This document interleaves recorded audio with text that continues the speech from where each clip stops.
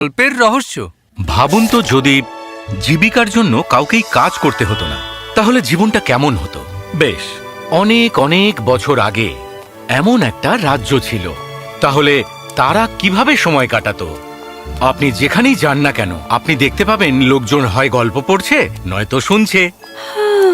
এবং তারা সুখের সাথে বসবাস করত। আর তারপর রাজকুমারী টাওয়ারে বসে তার রাজপুত্রের জন্য অপেক্ষা করতে লাগলো, আর তাকে উদ্ধার করলো। একটা দুষ্ট জাদুকর তার মন্ত্রের প্রভাব ফেলেছে গোটা রাজ্যের উপর।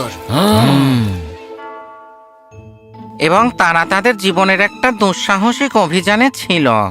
কোথায়? কোন বনে? পাহাড়ের ওই পারে নাকি সমুদ্রের ওপারে? ওদের গন্তব্য নিয়ে আপনি কি চান মহারাজ? এটা কোনো ব্যাপার?